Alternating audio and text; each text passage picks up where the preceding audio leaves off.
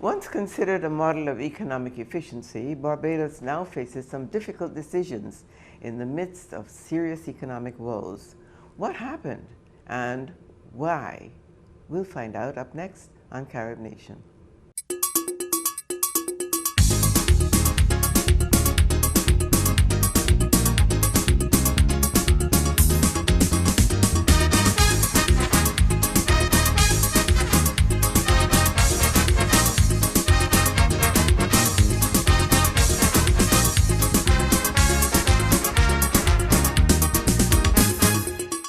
For at least 25 years now, Barbados has enjoyed the distinction of standing head and shoulders above the rest of the Caribbean and shoulder to shoulder with many of the bigger countries around the world as a beacon and an example of efficient fiscal management.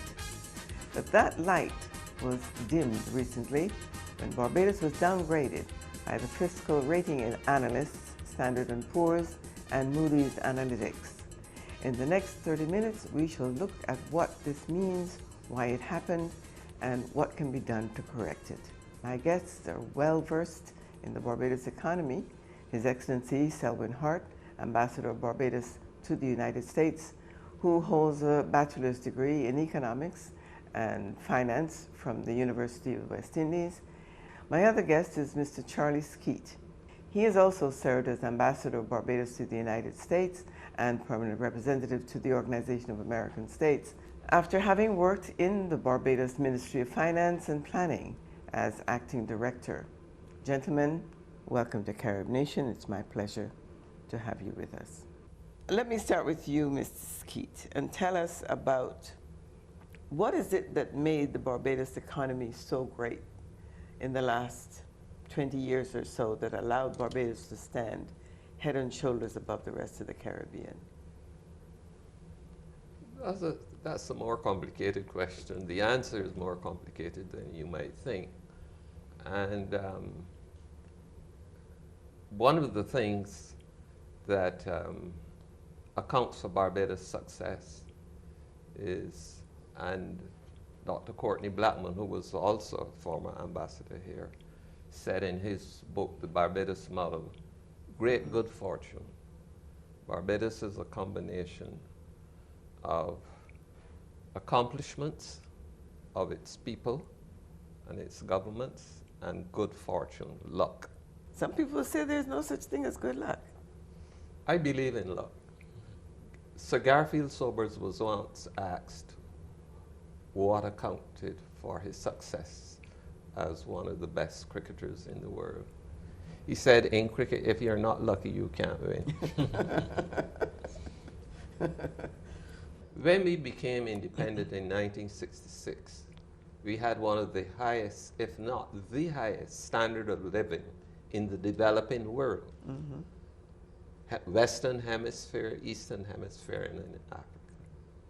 That was a fact. Illiteracy was non-existent. Mm-hmm. We had a trend rate of growth of 3.2%. And when you net it out for population growth, we had a per capita rate of growth of 2.7%. There was no developing country that could match that. So there is little question about what our accomplishments were prior to and up to independence. But how did we get there? And how have we been able to maintain we are the 5th highest per capita income in the Western Hemisphere. And part of it is luck. And I can elaborate on that later if you like. Well, sure. I'm sure there are people who want to know, what is this luck? How will we get some of it? Well, we became a major producer of sugar, for example. That was our first big export. Right. And it was one of the reasons why we were so highly valued as a colony by the British. I see. Mm-hmm. 200,000 tons of sugar, long tons of sugar a year was not unusual. Our international quota was 170,000 or 140,000 when you factor in um, the different markets that we were producing for. How did we do that? We had a plantocracy who are maligned a lot by Barbadians, especially young Barbadians. They did research on producing strains, varieties of cane that could thrive in low rainfall, that would resist pests. There was a particular pest that was a bane to Barbados. And we didn't have resident in Barbados the technology to produce good quality raw sugar, so we hired it from Guyanese. So Guyanese will come over every year at the sugar grinding, at the cane grinding, and set up the factory to produce sugar. So we always showed a great deal of resilience and ability to.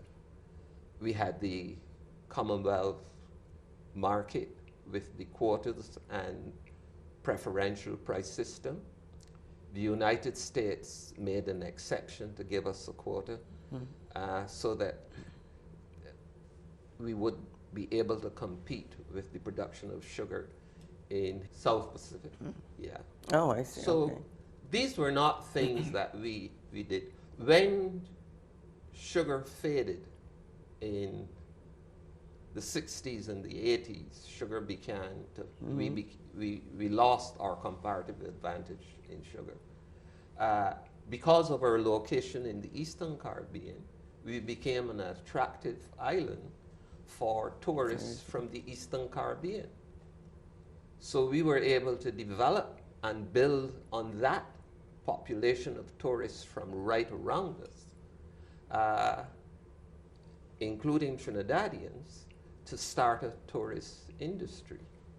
When the tourist industry was getting off the ground and sugar had all but disappeared, the Canadians, in a negotiation about a quite completely separate matter, asked our delegation if what they thought about giving their corporations and banks an exception to locate in Barbados and enjoy special tax privileges. Do you think that it was a mistake to let sugar die based on what we're facing now? It was unfortunate, but the truth was that sugar lands, the area in which we built sugar, was subject to a cost price squeeze. It became more and more expensive for the land in Barbados that was producing sugar. And we lost the preferential access both in the UK and in the US when the UK joined the European Union. And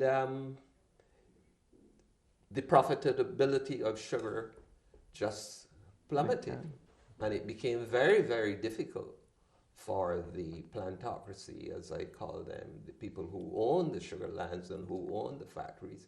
It became difficult for them to produce sugar in any acceptable quantities without a government subsidy. Ambassador, you have any? I am one who believes that it was necessary to diversify the Barbadian economy. And even as we confront the current challenges in our country with the macroeconomic situation, there is a need to explore and look at new areas of economic activity. We live in a dynamic global environment, and quite frankly, first movers are the ones who usually benefit more when there are dynamic shifts in economic production and consumption. And one of the things that our country has done well over the years is to invest in its social capital. So yes, there are issues with the educational system, but it has served us well in the past, and it has allowed us, during those shifts that Charlie spoke about, to have individuals to be able to manage and capitalize on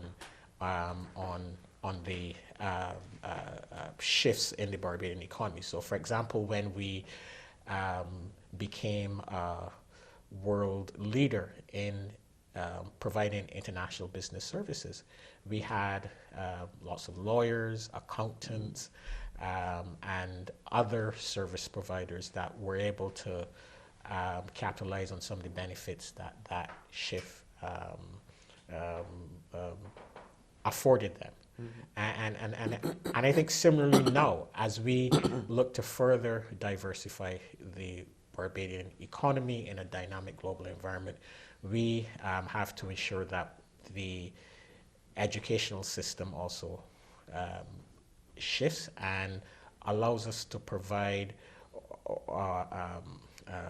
individuals or produce individuals that are able to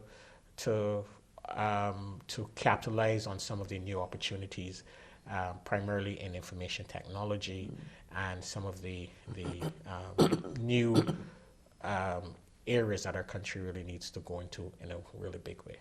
We've seen Barbados downgraded by the rating agencies, Standard & Poor's and Moody's. Can we identify anything specific that led to that?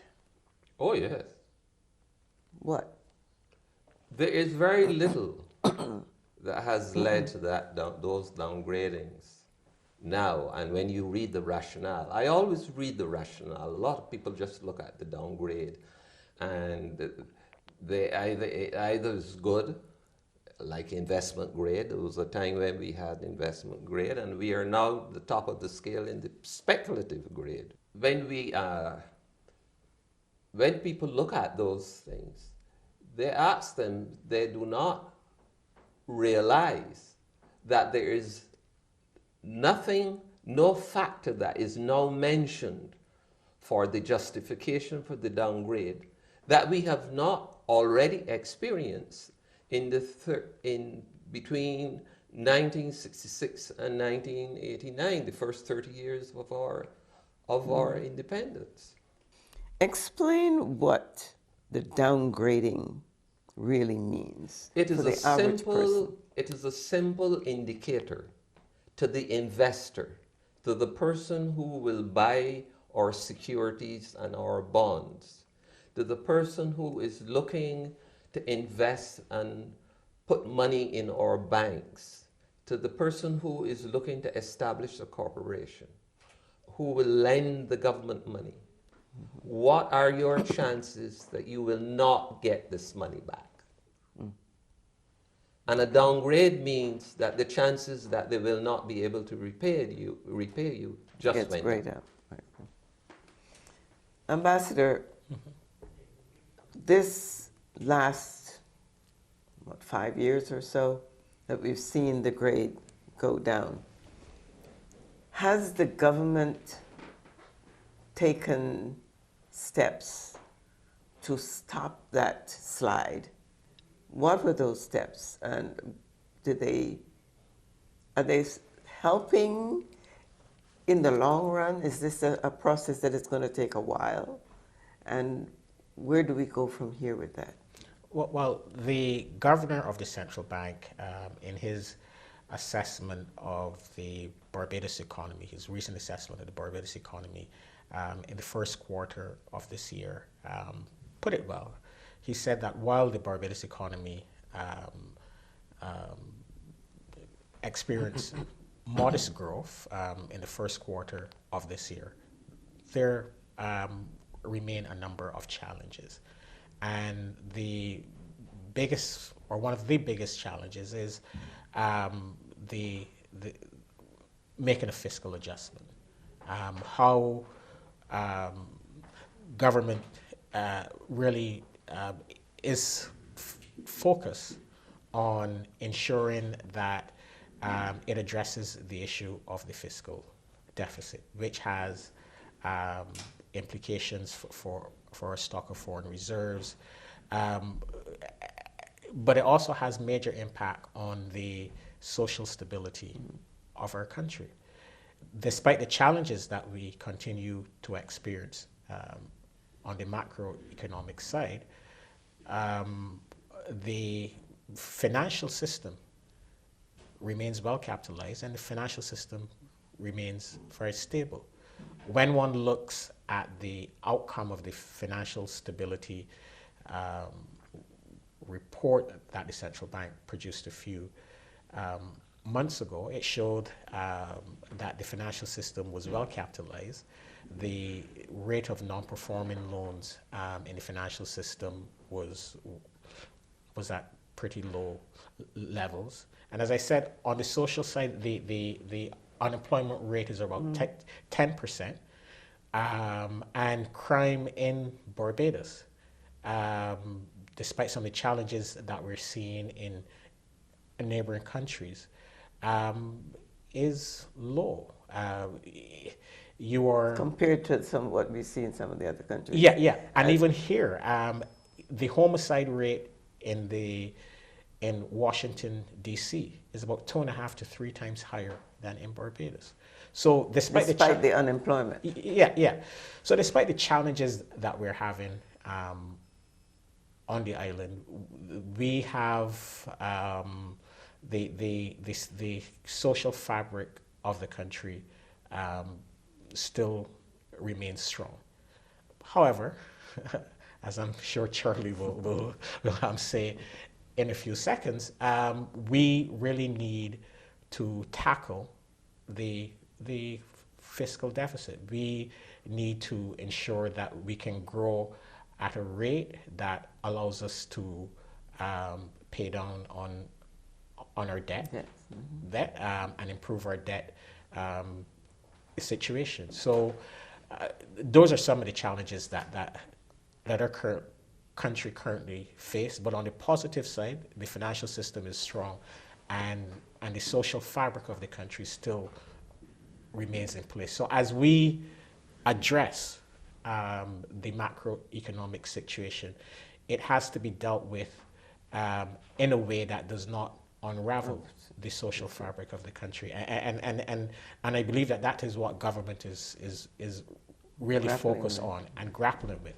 I remember I was a young public officer in the early 1990s when we went through the structural. I was going to raise that. I was coming to that next. Yes, I was a young. You were too young to mention understand that. No. I remembered it. I remembered it, Charlie. I remember that experience, and what helped us, and many had given up on Barbados. There were suggestions that the dollar would be devalued. There were suggestions that many strange, many things would happen on the island to unravel the social fabric of the country, and a decision was taken to cut salaries of public workers by 8%. I was a youngster at the time, and I willingly signed up for it. Because I felt that we really needed to all sacrifice. Rein in as much as possible. To in the best interest of our country. So yes, we have challenges. The macroeconomic situation needs to improve. The debt situation as well. But I will never bet against Barbados. Charlie, we have talked, we've heard a lot of talk about devaluation, and many people have felt we missed it the last time. We avoided structural adjustment through the IMF. I predicted that we would devalue in the last debacle in 91. I was quoted in the press. I meant public. I didn't say it in private. I said it in private. And I said it in public. I said, we can't get out of this without a devaluation. What do you think is going to happen this time? Well, I like to say that devaluation is one of those things you can do, or you can have it happen to you. And I think that our current situation is one in which, if we are not careful, we will wake up one morning and we would have devalued. And I do not say that lightly. You can only defend a rate, exchange rate. Ours is currently pegged to the United States dollar at 2 Barbados dollars for one. As long as you have reserves on hand to satisfy the demand for foreign exchange. When you run out of reserves to defend the existing rate, it's over. So all your learned papers and talk about how bad devaluation is won't help you, because what people, business people and consumers want is, if they're to have the goods and services that are critical to their survival, they want to be able to get foreign exchange to afford them.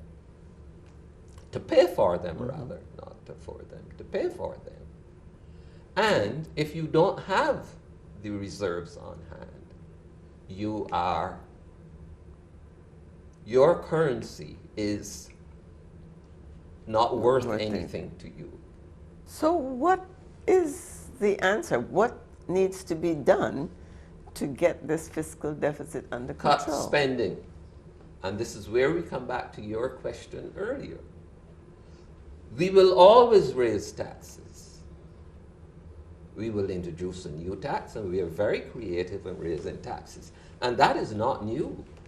But we can't keep raising taxes on people to run our governments, because there will come a time when people can't. I worked for a financial secretary in Barbados, and I got some nuggets of wisdom and truth from him. He says, Charlie, taxable income is 100% of income. Think about it. In the meantime, what do the average people do? What does the everyday worker look forward to? What can they do to help this process? Well, this is the optimist. Yes. I'm always very optimistic. No, the reality is that Barbadians should not panic, because, as you know, panic sometimes becomes a self-fulfilling prophecy. The reality is that there are a number of pretty large investment projects in the pipeline, a number of large investment projects that will certainly help to boost economic growth. Government is also looking at selling a number of state-owned assets. This is also included in the statement delivered by the governor of the central bank, even as it addresses some of the structural issues that we have discussed. So there's no magic bullet, and individuals and the public and Barbadians here in the diaspora need to understand that there is not a magic bullet, but government and working with the private sector and labor need to address this issue both in the short term, a number of short-term measures that must be taken, but also address some of the medium-term structural reform issues that need to be dealt with to ensure that Barbados is able to compete in a dynamic global economy. The ambassador is absolutely correct about the need not to panic. I speak the way I speak, and I emphasize the factors I emphasize in order to alert Barbadians to the fact, I don't want to panic them, to alert them to the fact that this cannot be business as usual. Nothing is more dangerous in our current situation than business as usual. And that is what the rating agencies are telling us. They're saying, listen, guys, you can't continue this way, because the risk of default, the risk that you're one of the Prime Minister just appointed 2 committees, one to deal with the fiscal deficit and one to deal with the problems of foreign exchange. And one of them, I don't remember which one of them now, suggested that we should reschedule the domestically held debt. Of the debt that the government, the public debt, 70% is held by Barbadian individuals and corporations, and 30% is held externally by commercial banks and by international institutions.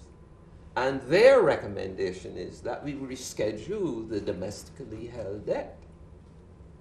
They have no idea what a complex, complicated, and uncertain path that would put us on in order to deal with the debt. And they will suggest anything. Raising taxes is their favorite suggestion, except cutting spending. So let me leave you with my last pessimistic statement.